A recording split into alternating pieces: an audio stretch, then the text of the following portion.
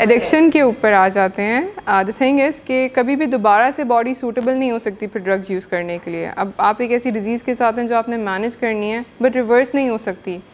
एक diabetic patient कभी भी नहीं कह सकता कि मुझे डायबिटीज़ थी, मुझे हार्ट रिलेटेड इश्यूज़ थे, वो रहते हैं साथ।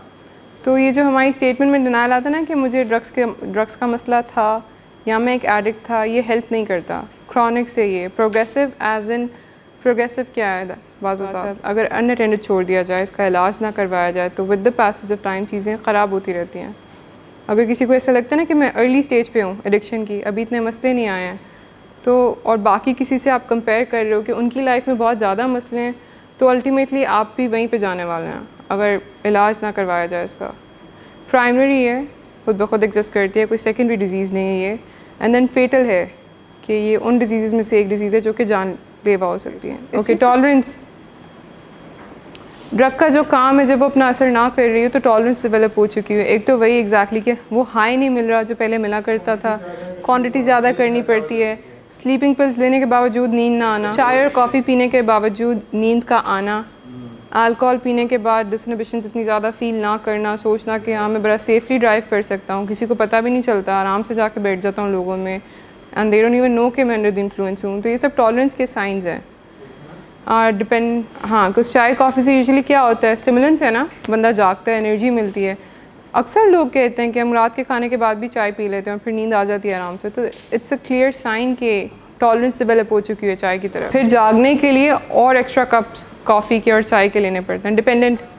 डिपेंडेंट हो जाते हैं ड्रग के ऊपर। हाँ, साइकोलॉजिकल डिपेंडेंस इस तरह से होती है कि जब तक नहीं करूँगा ना ड्रग हसनैन साहब तो एंजॉय नहीं कर सकूँगा, फिर तब तक काम नहीं कर सकता, तब तक अपनी प्रेजेंटेशन नहीं दे सकता, तब तक घर वालों के साथ बैठ के जाके बात नहीं कर सकता, तब तक मुझे कोई इंटरेक्ट करने का ना कहे। चाय की एग्जांपल ले लें, बहुत सारे लोग हैं सुबह की चाय या कॉफ़ी जब तक उन्हें ना मिले वो अपना काम स्टार्ट नहीं कर सकते हैं, इरिटेटेड रहते हैं, अनॉयड रहते हैं। तो ड्रग्स के साथ भी ऐसे होता है। चर्च वाले अक्सर रिपोर्ट करते हैं कि ब्रेकफास्ट से पहले अक्सर चर्च लेना उनके लिए बहुत ज़्यादा नेसेसरी उनको फील होता है, अदरवाइज़ ब्रेकफास्ट नहीं कर सकते वो। ऑर्गन डिटोरिएशन, ऑर्गन्स का डिटोरिएट होना शुरू हो जाना। कौन कौन सी ऑर्गन्स अफेक्ट होते हैं? ब्रेन, लंग्स, क्योंकि बाकी सारे ऑर्गन्स तो रिपोर्ट में अगेन आपको आइडिया हो जाता है। ब्रेन में कितना डैमेज हुआ है किसी के एडिक्शन की वजह से ये आइडेंटिफाई नहीं किया जा सकता, और सबसे ज़्यादा अफेक्ट ही नर्वस सिस्टम होता है। लॉस ऑफ कंट्रोल, ये बहुत इंपॉर्टेंट है। ड्रग लेने पे कंट्रोल नहीं रहता कि वो ड्रग कर रहा है या नहीं कर रहा है, कहाँ पे कर रहा है, किस ओकेजन पे कर रहा है। इसकी एक मिसाल देती हूँ। इनिशियली जब ड्रग कंज्यूम की जा रही होती है तो घर वालों को नहीं पता होता है, एक एक्सटेंडेड पीरियड तक आप छुपा के रख सकते हो, और वही पेशेंट होता है कि जो इतना बेबस हो जाता है कि उसको ड्राइंग रूम के अंदर बैठ के ड्रग करनी होती है। वो जाके ख़ुद किसी फैमिली मेम्बर को बता दे कि मैं सिगरेट्स पीता हूँ या मेरे सिगरेट्स ला दो। वो किस वजह से कर रहा होता है? बिकॉज अब लॉस ऑफ कंट्रोल है। अब उसके कंट्रोल में चीज़ें हैं नहीं कि वो अपनी एडिक्शन को छुपा सके। जब आप अपनी एडिक्शन को छुपा नहीं सकते ना, और ये चीज़ आपको ज़्यादा सूट करती है कि खैर अगर घर वालों को पता तो उनके सामने पी सकता हूँ, और अपनी तकलीफ़ बता के उनको कन्विंस करने की तरफ आ रहे होते हैं कि देखें जब मुझे हेरोइन नहीं मिलती, फिक्स नहीं मिलता अपने हेरोइन का, तो फिर मैं विड्रॉल से गुजरता हूँ। कहीं ना कहीं फैमिली की एक्सेप्टेंस चाह रहे होते हैं कि वो एक्सेप्ट कर ले ताकि इजीली उनके सामने ड्रग्स कर सकें। वो जो इंटरवेंशन लेटर्स में इवेंट्स लिखते हैं ना कि समवन पास्ट अवे और आप उस ओकेजन पर ड्रग कर रहे थे, या किसी के भाई की शादी थी या कोई खुशी का मौका था और आप वहाँ पे प्रेजेंट नहीं थे इस वजह से बिकॉज आप अंडर द इन्फ्लुएंस थे। ऐसे इवेंट्स के साथ फेमिलियर है, राइट? वो किस वजह से होता है? ऑब्वियसली कोई चाहकर तो नहीं करता होगा ना हसनैन साहब कि मेरे भाई की शादी है और मैं आज जाके ड्रग कर रहा हूँ। लॉस ऑफ कंट्रोल कि आपके बस की बात नहीं। एंड देन क्वांटिटी का भी यही सीन है। अगर किसी का ओवरडोज हो गया और उनको लगता है कि नेक्स्ट टाइम मैं कैलकुलेट करके ड्रग करूँगा कि मेरा ओवरडोज ना हो, तो जिसका पहली बार ओवरडोज हुआ जानबूझ के तो नहीं करता। इट्स जस्ट चीज़ें they were not under his control. तो ये कहना इस सब डिस्कशन के ऊपर, ये कहना कि मैंने सोच लिया मैं ड्रग नहीं करूँगा, इज़ इट ना? सोब्राइटी बेस्ड सिम्टम्स के साथ जुड़े रहना चाहिए। ऐसे कुछ ना कुछ डेली बेसिस पे करते रहना चाहिए जो ड्रग करने से रोके। सिर्फ मेरा सोच लेना, सिर्फ मेरा डिसाइड करना काफ़ी नहीं है। I have to prepare for it. मुझे याद रखना पड़ेगा अगर मुझे याद नहीं रहता, और अगर मुझे बिल्कुल याद नहीं रहता तो मुझे लिखना पड़ेगा कहीं। मुझे एटलीस्ट ये तो याद रखना है कि जब मसले आएंगे तो मैंने किसके पास जाना है। अच्छा, ब्लैक आउट की तरफ जो अब तक डिज़ीज़ कॉन्सेप्ट से इंफॉर्मेशन ली है, इस इंफॉर्मेशन को यूज़ करना है सेल्फ डायग्नोज करने के लिए। डायग्नोज करने के लिए कि ये सब कुछ है तो फिर एडिक्शन सर्वाइव कैसे करती है। कल इस पे बात हो रही थी। एडिक्शन का हॉलमार्क जो है जिसकी वजह से एडिक्शन सर्वाइव करती है वो है डिनायल पैटर्न्स, कि इन सम वे और दी अदर हमने ख़ुद को तसल्ली दी होती है कि मसले जो है ना इतने ज़्यादा नहीं है, मैं नशे ही नहीं था, नशे का प्रॉब्लम नहीं है मुझे। मिनिमाइजेशन, एक डिनायल के डिनाई कर देना कि मैं ड्रग नहीं करता होता है। एक्सटर्नलाइजेशन ये है कि ब्लेम करना किसी और के ऊपर अपने ड्रग यूज़ को, कि अम्मी आप जो इतना गुस्सा करती है ना फिर इस वजह से करना पड़ता है, काम का स्ट्रेस इतना ज़्यादा ना इस वजह से करना पड़ता है। तुम लोग शक करते हो ना, ये रिसेंटली किसी पेशेंट के साथ हुआ आउटडोर जाके कि उन्होंने कहा कि अम्मी ने पूछा था सिगरेट क्यों, सिगरेट तो नहीं पिया इसलिए मैंने जाके गुस्से में निसार मुँह में रख ली। Reduce your frame of reference to a single day, present में रहना, ये चीज़ बहुत ज़्यादा हेल्प करती है एक एक्सटेंडेड पीरियड ऑफ टाइम के लिए रिकवरी को लेकर चलना। क्या समझते हैं उस बात से उसामा साहब, प्रेजेंट में कैसे रहना है? नहीं, आज के दिन के बारे में सोचना है, ना तो ओवरवेल्म होना है पास्ट के बारे में सोच के। कभी कभी होता है ना तासा पास्ट का ख्याल आता है कि ना की होती ड्रग्स, चीज़ें डिफरेंटली कर ली होती, लास्ट 1 ईयर सोबर गुजार लिया होता तो रिहैब आने की ज़रूरत नहीं पड़ती। हाँ जी, आते हैं ना पास्ट से रिलेटेड ख्याल, क्यों ऐसे लोगों से दोस्ती की। बहुत ज़्यादा पास्ट के बारे में सोचने से क्या होता है, पास्ट को चेंज किया जा सकता है। अब दुख होता है और दुख एक नेगेटिव इमोशन है, फिर हम रिमिनेट करते रहते हैं, इंटेंसिफाई करते हैं उसको, फिर उसके बाद obviously it makes you feel weaker again, crave करते हैं ड्रग को और ज़्यादा। कुछ पास्ट में नेगेटिव इमोशंस को एस्केप करने के लिए किस चीज़ से हेल्प लेते थे?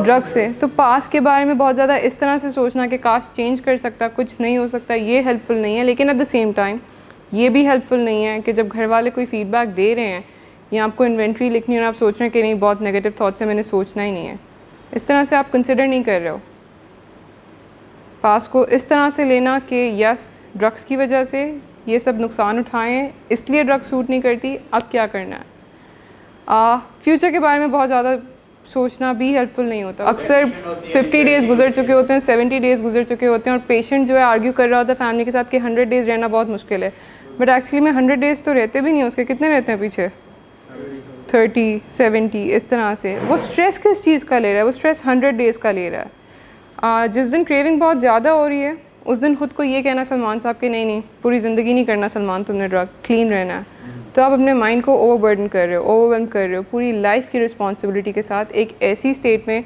जिस वक्त आप इतना स्ट्रांग नहीं हो, जिस वक्त आप वल्नरेबल हो।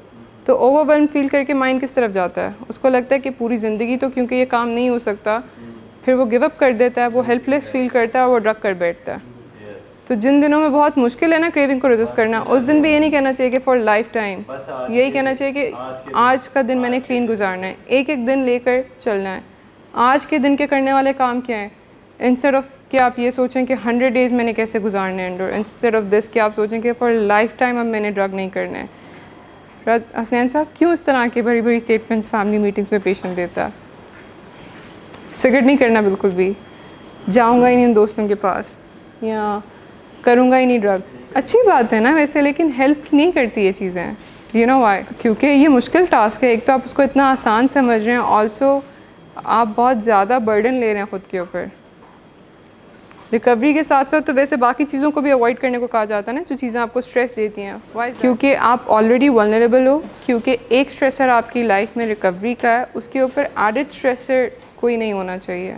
It becomes harder for you, trigger कर सकता है आपके लिए रिलैप्स को। नेक्स्ट स्लाइड कर दें। Rearranging your activities to support recovery. Slip जो है, किसी ने टर्म एक्सप्लेन किया, ये प्लीज़ इसको देख लें। Sobriety loses its priority. The moment sobriety अपनी प्रायोरिटी लूज़ करती है तब किसी का स्लिप होता है। सोब्राइटी किसी की प्रायोरिटी पे कैसे पता चले? अगर कोई सोब्राइटी को प्रायोरिटी पे रखता है तो दे शुड बी अवेयर कि फॉलोअप्स को वो स्किप नहीं करते हैं, उनको कोई और काम इम्पॉर्टेंट नहीं लगता है सोब्राइटी से ज़्यादा।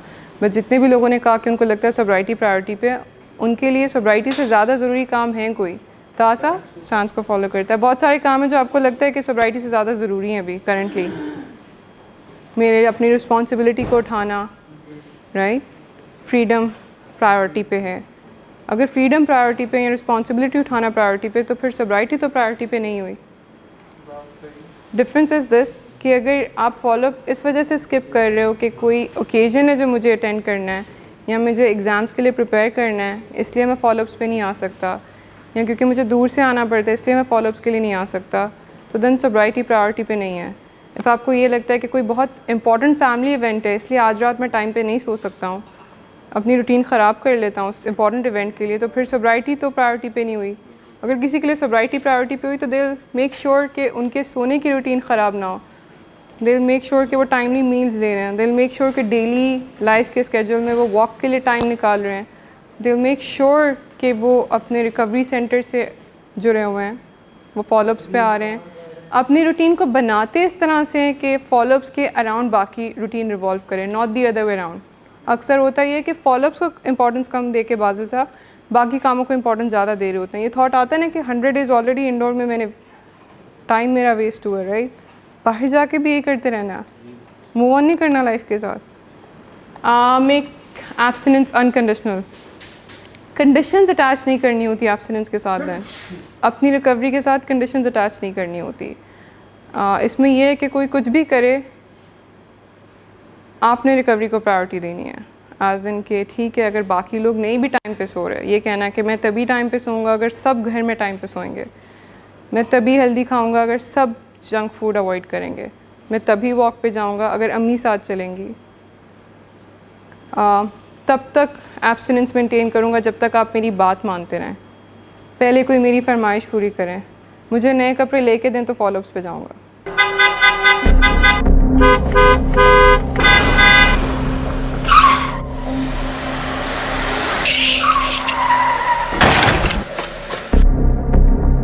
घटिया इंसान, इतनी देर से गेट क्यों खोला? सोए हुए थे तुम क्या? सर मैंने तो मिनट भी बकवास ना करो तुम मेरे साथ। क्या कर रहे हैं आप? अब्बा जी घर पे हैं, नशे में गालियां दे रहे हैं, खुदारा होश में आए। क्या हो गया आपको? होश में कैसे आऊं? सारा किया धरा इन्हीं का तो है। शराब नोशी की वजह किरदार की खराबी नहीं, मूड की खराबी है। शराब नोशी कभी भी नशे की बीमारी में बदल सकती है। नशे की बीमारी हर स्टेज पर काबिले इलाज है। मदद हासिल कीजिए, क्योंकि वो ऐसा नहीं करेगा। विलिंग वेज से मदद हासिल कीजिए, कहीं से भी मदद हासिल कीजिए, लेकिन फौरी मदद हासिल कीजिए। जिस मुआवजे के इंतजार में आपने बहुत देर कर दी, अब वो दस्तक दे रहा है। मदद हासिल कीजिए, मदद हासिल कीजिए, मदद हासिल कीजिए।